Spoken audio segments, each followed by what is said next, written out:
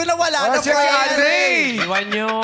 Friend, pasensya na. Diyos ko, ang tagal namin nawala. Sana mala nag-ahit ka na. Wag, asset na yan. Ayun eh. Papogi Pero Andre, so meron ka bang mga tao na gustong batiin? May girlfriend ka ba? Pamilya mo na inaabangan kang makita sa telebisyon? Oh, yes! Siyempre naman. Yes! Siyempre, dapat gwapong-gwapo si Yung pagkakaganon mo talaga, kala mo ikaw yung endorser ng Head and Shoulders. Ganon. Pati may girlfriend ka, Andre? Ano po, may 2 anak na po, tsaka asawa. May asawa na. O, batiin mo yung asawa mo, dali. Dito. Ito.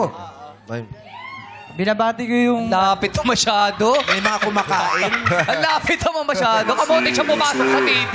Zoom in eh, zoom in. Siyempre, gusto ng mga ng asawa mo at ng mga anak mo, pag nagsalita ka sa TV, na para bagang kaharap ka Ay, lang tama. nila. Sobrang lapit. Tama naman. Yung parang wala kayong distansya. Ayan. Tapos yung mic mo, kung itatakip sa mukha dito, kailangan maramdaman nila talaga ang presensya mo. Kailangan lumabo yung pag nagsalita. Sabi, ano pangalan ng misis mo? Ano po, Judy Ann. Sabi mo, Judy Ann? Sabi mo, Julian. Judy Ann? Judy Ann. Oh. Judy Ann. Bungol? Sabi mo, Judy Ann, hi. Yun lang ang sasabihin mo. Dito, yan. Wait lang. Yeah. Dito ka tumingin. Ha? Ayoko po. O, di ba kahit ikaw natakot, di ba? Huwag mo palood Ay, dito. di ba? Dito Sabi mo lang, Judy Ann. Yan.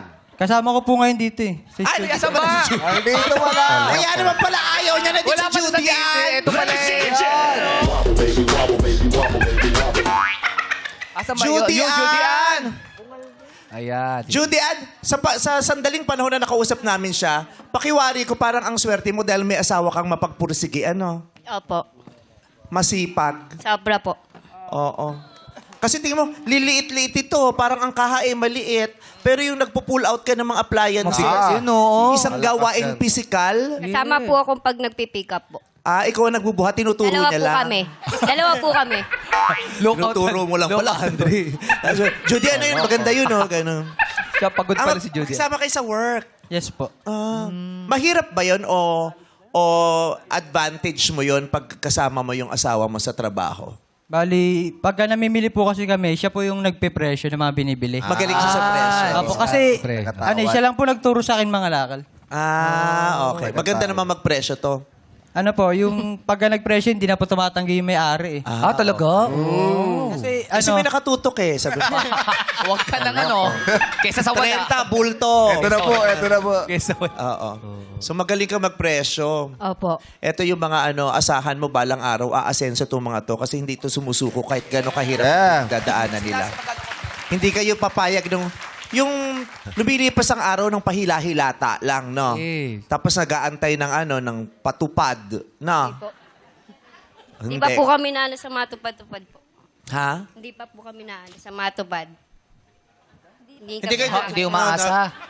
Ano? Hindi daw sila mga tupad. May tindihan.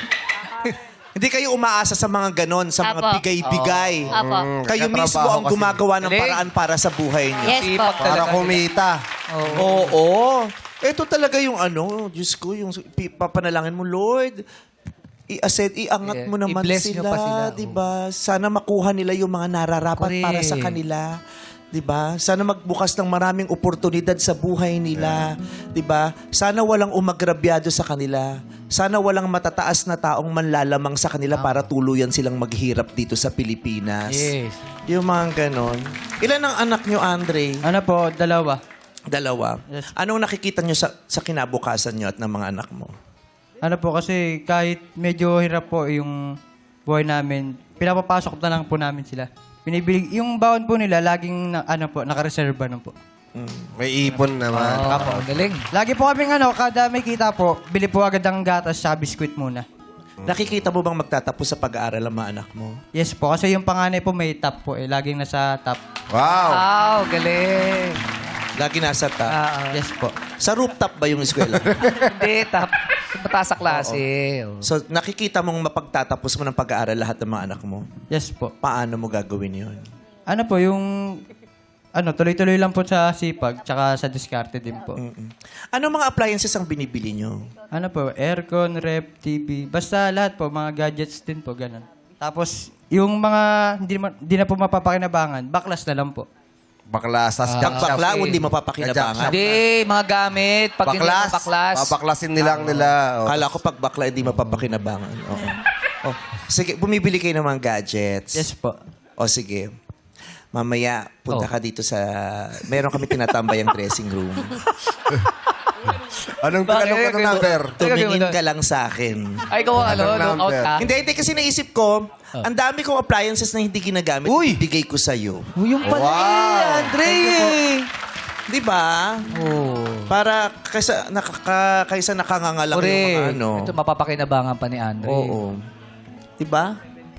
Sana hindi ka magkasakit, kayong dalawang mag-asawa. Manatili kayong malusog para magawa nyo lahat ng mga plano nyo.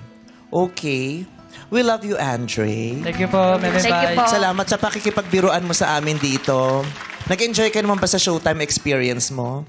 Yes po. Sobrang enjoy po. Salamat. Thank you din po. Grabe, yung mga appliances na ang lalaki. Sobra. Kaya mapapakinabangan mo, di ba? Actually, yung may bahay ako dito, hindi ko ginagamit. Gusto mo ibigay ko sa... Grabe naman. Ibang klase. Bahay na yung binigay Pero mo. puro anay. Hindi, joke lang. Thank you very much, Andre. Oh. Hey. Thank you din po, Meme Oo. Vice. Palakpakan natin lahat ng mga kababayan nating Pilipino na kahit gaano kahirap hindi humihinto. Kahit gaano kainit, hindi tumitigil. Kahit ang sakit-sakit na, itinutuloy pa rin ang mga pangarap nila. Palakpakan natin silang lahat. Para sa lahat ng mga Pilipinong lumalaban ng patas. Yes. Diba?